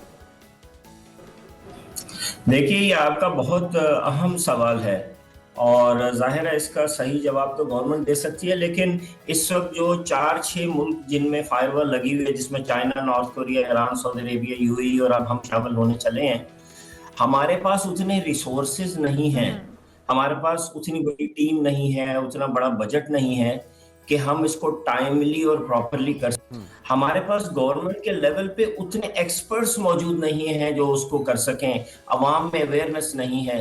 तो जाहिर है हमारे लिए अपहिल बैटल है। नॉर्थ कोरिया के अलावा जिस मुल्क ने भी अब तक फायरवॉल नेशनल लेवल पे इंस्टॉल की है, उनके पास पैसे भी बहुत थे, उनकी भी बहुत बड़ी थी। और जाहिद साहब, जिस तरह से हम बात करते हैं कि उनके पास वसाइल और तरह के थे, हमारे यहाँ जिस तरह से अभी फायरवॉल लगाई गई है तो हम इंटरनेट की बंदिश का सामना कर रहे हैं, और हम देख रहे हैं कि हमारी जो सोशल मीडिया टीम्स हैं वो इस वक्त बैठ चुकी हैं, हमारा तमाम निज़ाम बैठता चला जा रहा है। उसके ऊपर थोड़ी सी रोशनी डालिएगा कि दीगर ममालिक से हम कहाँ पर खड़े हैं, हमारे पास वो वसाइल मौजूद हैं?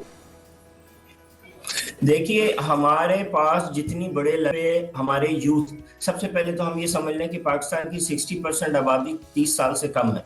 उनके पास और कोई अपॉर्चुनिटी इस मुल्क में नहीं बची थी सिवाय ई कॉमर्स के और फ्रीलांसिंग के। बहुत सारे हमारे यूथ इससे कमा रहे थे, रूरल एरिया में कमा रहे थे। चाइना के लिए, सऊदी या यूए के लिए ये सोर्स ऑफ अर्निंग नहीं है उनके यूथ के लिए, हमारी तो ये बैकबोन थी। तो जब हमने इसके ऊपर पाबंदी लगाई है तो हमारे जितने लोग मुतासिर हुए हैं दूसरे मुल्कों में मुतासिर नहीं हुए जहां पे ये लगा था। सऊदीया में कोई बैठ के फ्रीलांसिंग नहीं कर रहा चीचों की मलिया से या मंडी बहाउद्दीन से, हमारे यहाँ कर रहे थे। हमने अपने लोगों का बहुत बड़ा नुकसान कर दिया ये करके। इतने लोग परेशान हैं कि आप अंदाजा नहीं लगा सकते कितने लोगों से मैं रोज राब्ते में हूँ। नौजवान हैं, रो रहे हैं, बाकायदा उनके काम तबाह हो रहे हैं। तो राय साहब, क्या ये जो हमने फायरवॉल लगाई है इससे हम डिजिटल जो मीडिया है या मार्केट है उससे हम आउट नहीं हो जाएंगे, पीछे कहीं रह जाएंगे? बिल्कुल हो रहे हैं ना, क्या होना शुरू हो गए हैं। 30% जो हमारे नौजवान हैं, देखिए सबसे पहले तो ये आप समझिए कि फाइवर जो है, जो दुनिया का सबसे बड़ा प्लेटफॉर्म है फ्रीलांसिंग का, जिसमें हम नंबर 1, 2 पे इसको चल रहे हैं, माशाल्लाह चल रहे थे। बहुत बड़ा एजाज था पाकिस्तानी नौजवानों के लिए कि वो फाइवर में दुनिया में नंबर 1 और 2 पे आ गए थे। उसने नोटिस जारी कर दिया है कि पाकिस्तानी नौजवानों के पाकिस्तान में आप काम ना करें। अपने कस्टमर को वार्निंग जारी की है कि पाकिस्तान में काम ना करें, उनका इंटरनेट स्लो हो गया है, वो आपके ऑर्डर्स टाइमली डिलीवर नहीं कर सकते। ये ऑर्डर जारी हो गया है, हो जाएंगे क्या, हो गया है।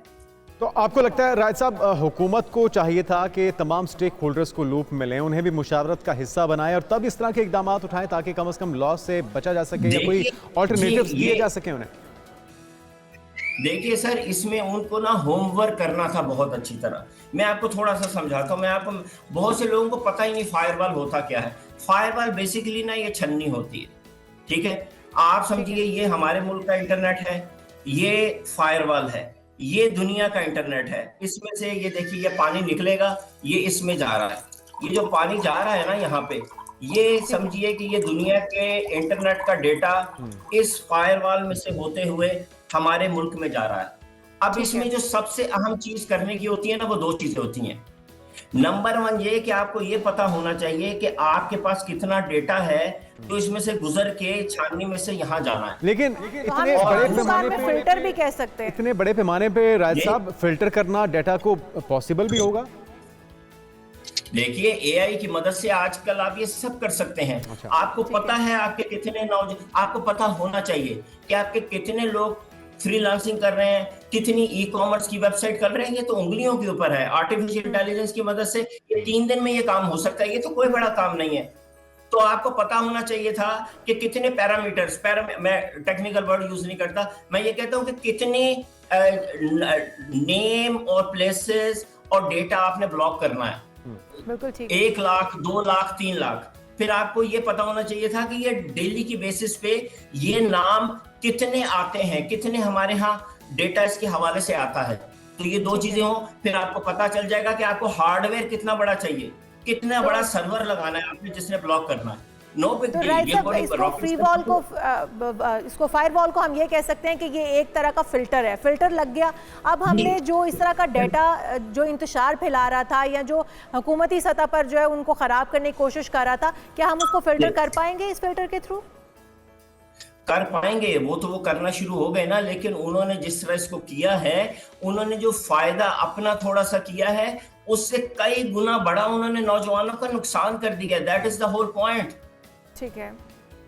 तो राय साहब, इसका कोई वे आउट क्या हो सकता है? किस तरीके से हम हुकूमत को ये समझा सकते हैं या सजेशन दे सकते हैं कि ये करने से अब जो तमाम लोग इससे मुतासिर हो रहे हैं, फ्रीलांसर मुतासिर हो रहे हैं, उनको हम मुतासिर होने से बचा सकते हैं?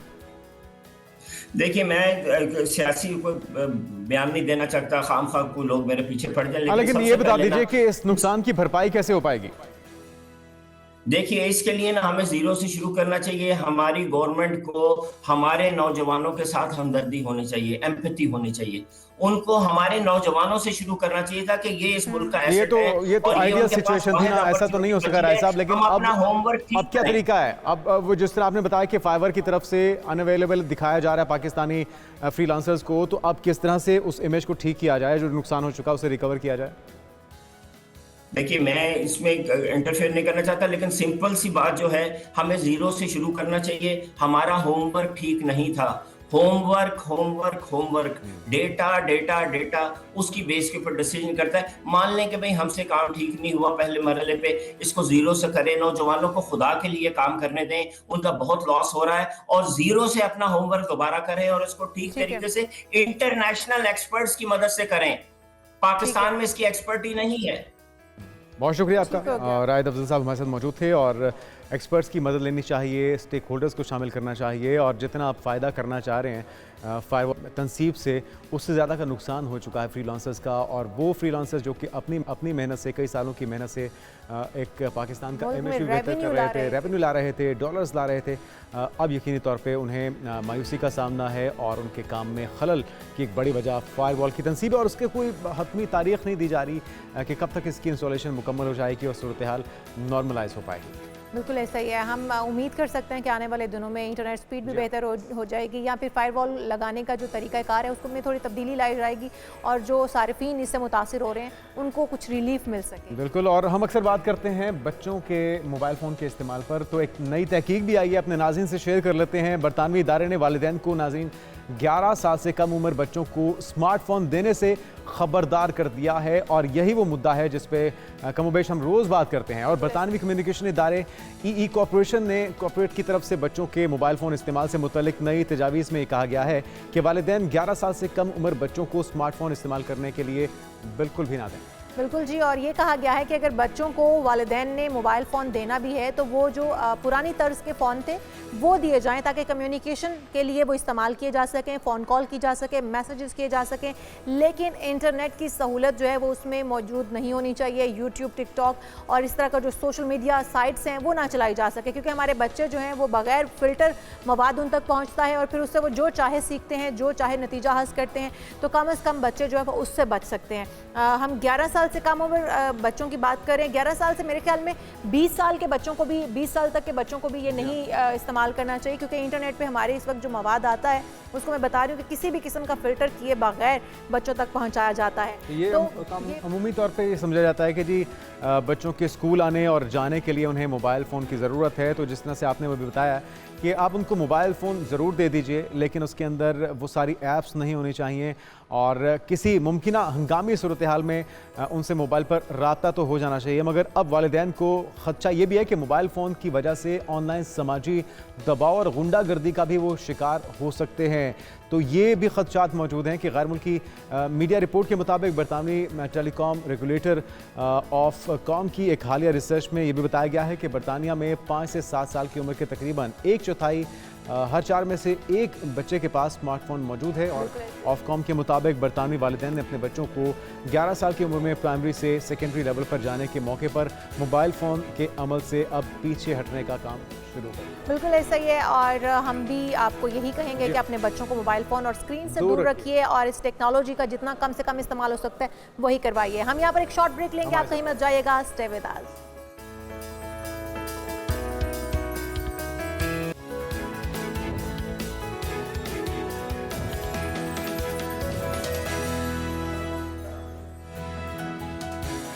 एक बार फिर से आपको प्रोग्राम में खुशामदीद कहेंगे नाजरीन। हम बात कर रहे हैं क्रिकेट मैच की। जिस तरह से आपने देखा कि हमारे शाहीनों ने किस तरह से बंगला टीम के साथ अपनी परफॉर्मेंस जो है वो दिखाई है, और कितना बुरा मैच जो है वो रहा है, कितना बुरा रिकॉर्ड बनाया अपने होम ग्राउंड के ऊपर। और हम बंगला टीम की बात करते थे, कमज़ोर टीम है, लेकिन हमें अपनी टीम का ख्याल नहीं आया कि हम अपनी टीम को देख सकें कि हमारे कौन से प्लेयर्स हैं जिनको टीम में नहीं होना चाहिए, जिनको नहीं खिलाना चाहिए। और उसके बाद वही हुआ, परफॉर्मेंस हमारे सामने है। फिर मोहसिन नकवी साहब का एक बयान भी सामने आया है, वो मेरे ख्याल में काफ़ी परेशान दिखाई दे रहे हैं सहाफ़ियों के सवालात से, और उनका ये कहना है कि लगता है कि कुछ लोग चाह रहे हैं कि 4-5 के गले काट दें। ऐसे नहीं चलता। तो कैसे चलता है ये मामला, रखते हैं सैयद याया हुसैनी, सीनियर स्पोर्ट्स सदयाकार हमारे साथ मौजूद हैं। याया भाई, आपको वेलकम करेंगे एक बार फिर से पाकिस्तान मॉर्निंग में। एक तो हम पहले ही रोना रो रहे थे कि जो 11 रुकनी स्क्वाड है वो बैलेंस नहीं है, क्या खेल पेश करेंगे, और ये जो रिकॉर्ड बना दिया ऊपर से 10 विकेटों से शिकस्त इबरतनाक अपने ही होम ग्राउंड पे, फिर ये जो बयान भी सामने आ रहा है, क्या कहेंगे इस पर? सबसे पहले तो बहुत शुक्रिया जुनैद और ईशल आपका। और दोनों का अस्सलाम वालेकुम। और आपने जो नाकामी के हवाले से बात की और उसके बाद आपने जो कुछ chairman cricket board Syed Mohsin Raza Naqvi ने गुज़िश्ता रोज का, मैं सिर्फ उसके लिए इतना ही कहना चाहूंगा कि आप ही अपनी अदाओं पे जरा गौर करें, आप ही अपनी अदाओं पे जरा गौर करें। हम अगर अब करेंगे तो शिकायत होगी। बात दरअसल ये है कि मोहसिन रजा नकवी साहब आए हैं, वो कभी कहते हैं कि उनको क्रिकेट का नहीं पता, अब वो कह रहे हैं कि उनके पास कोई जादू का चिराग नहीं है। वर्ल्ड कप में हारे तो उन्होंने कहा कि सर्जरी करेंगे, अब वो कह रहे हैं कि सर्जरी के लिए टूल होना चाहिए। फिर वो कह रहे हैं कि कुछ लोगों की ख्वाहिश है कि मैं क्रिकेट बोर्ड छोड़कर चला जाऊं। मुझे तो नहीं पता कि कौन लोग हैं जिनकी ख्वाहिश है।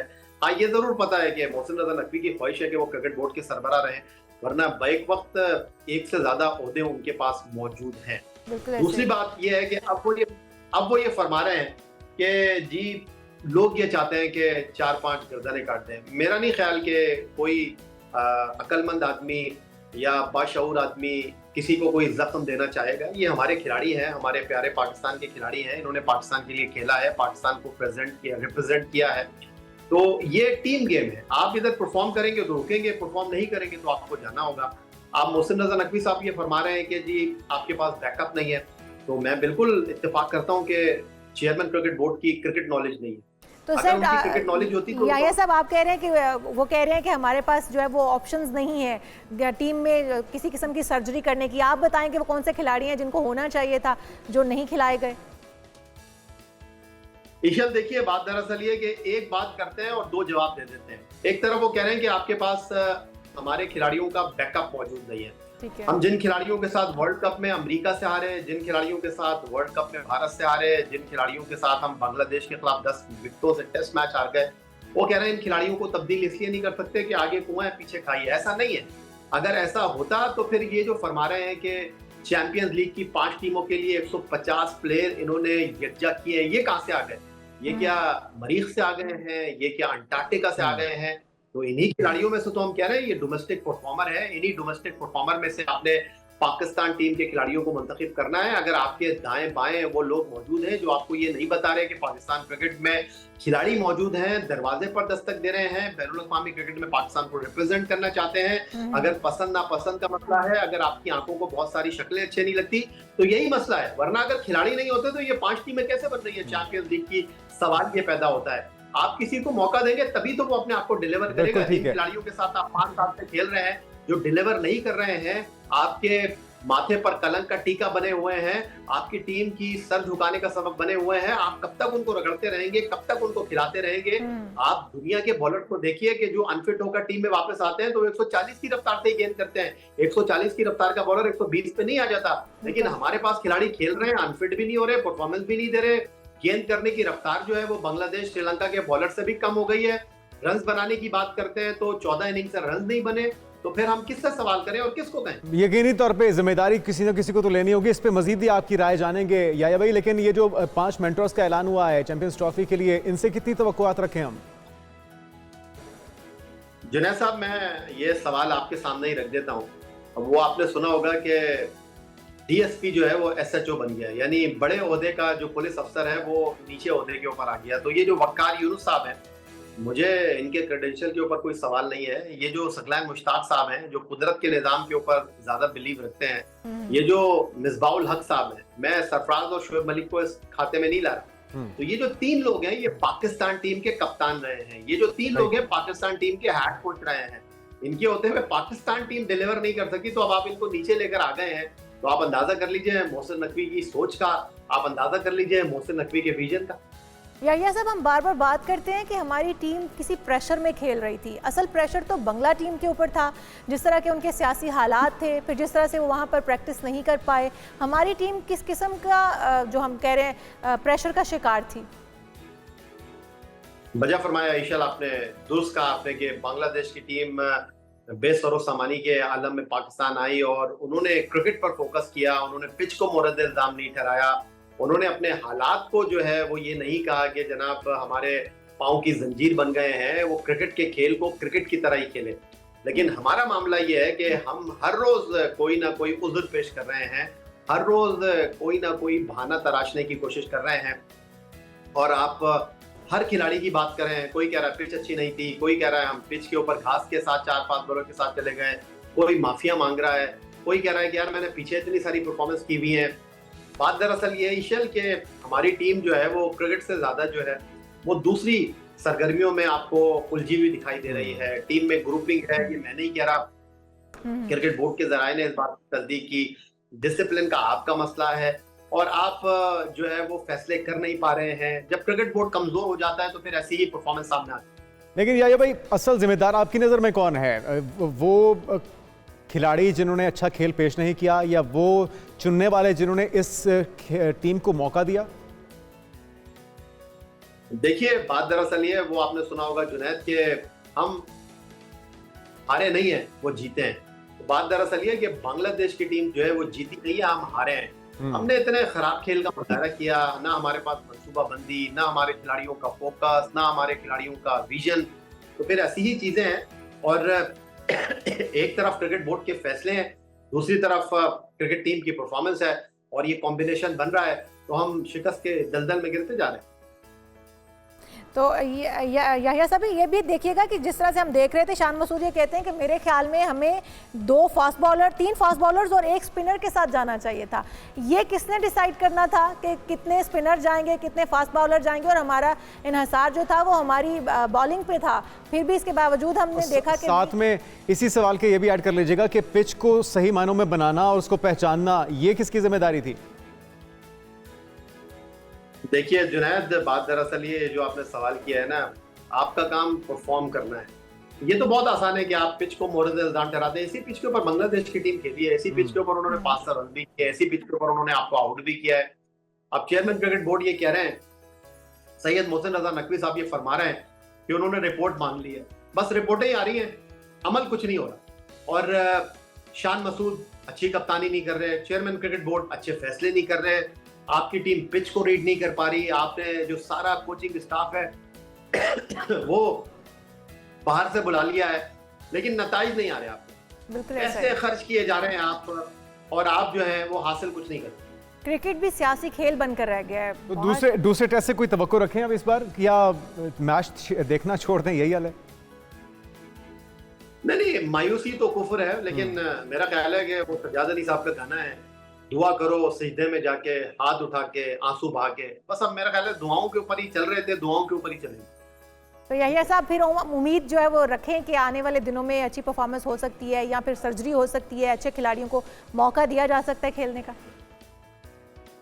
ईशल, आपके सवाल का जवाब दे तो दिया गुज़िश्ता रोज चेयरमैन क्रिकेट बोर्ड ने। सर्जरी वो कह रहे हैं इसलिए नहीं हो सकती कि औजार नहीं है उनके पास, और उम्मीद रखने की बात है तो वो कह रहे हैं कि जादू का चिराग नहीं है कि वो रगड़े। तो अब आप सोच लीजिए कि जब क्रिकेट बोर्ड के चेयरमैन इतनी हकीकत पसंदाना गुफ्तगू कर रहे हैं तो फिर आप खुद ही नतीजा। बिल्कुल ठीक है। सैयद याहिया हुसैनी साहब हमारे साथ मौजूद है, आपका बहुत शुक्रिया और तवक्को करते हैं, उम्मीद करते हैं कि इस बार कुछ कर दिखाए और जो अपनी गलतियाँ थी उससे कुछ सीख पाए पाकिस्तानी टीम, और जो नाउमीद चेहरे हैं क्रिकेट शायकीन के वो इसी बहाने कुछ खिल जाएं। तो बात हो जाए मौसम की, जिसका जिक्र आगाज में भी हुआ। जी, मौसम पल पल तेवर बदल रहा है, कभी गर्मी, कभी सर्दी, बारिश और कभी धूप। तो बारिशों का जो एक नया स्पेल है वो दाखिल होने जा रहा है मुल्क भर में। हम बात कर रहे हैं तमाम ममालिक की और तमाम शहरों की अपने मुल्क भर के अंदर। तो तमाम शहरों के अंदर बारिशें जो हैं वो बहुत होने वाली हैं और अर्बन फ्लडिंग का भी खदशा जाहिर किया जा रहा है। किस तरह से इससे निपटा जाएगा, इसकी हिकमत अमली भी तैयार कर ली। बिल्कुल, अगर ख़ास तौर पे बात की जाए केपी की और पंजाब की, तो यहाँ पे गिलगित बल्तिस्तान समेत मूसलाधार बारिशों का इम्कान है। इसी तरह से बलूचिस्तान और सिंध के अंदर बारिशों का इम्कान है। अर्बन फ्लडिंग का खदशा भी मौजूद है। बडग्राम का शहरी जो है पहाड़ी इलाका, यहाँ पे बारिश का सिलसिला इस वक्त शुरू है और एक नया स्पेल जो कि बताया जा रहा है कि 26 से 29 अगस्त तक पाकिस्तान के मुख्तलिफ इलाकों में जारी रहेगा। और इसके लिए NDMA को अलर्ट जारी कर दिया गया है और ये कोशिश की जा रही है कि जो कोऑर्डिनेशन है वो बेहतर से बेहतर हो तमाम इदारों के दरमियान, ताकि जो मुमकिना सैलाब के खदशात हैं उनसे उसके लिए बेहतर तैयारी हो और लोगों को नुकसान से बचाया जा सके। हम अपने प्रोग्राम में, क्योंकि वक्त खत्म हो चुका है, इजाज़त चाहेंगे आपसे। अगले प्रोग्राम में फिर हाजिर होंगे, तब तक के लिए हमें इजाज़त दीजिए। अल्लाह हाफ़िज़।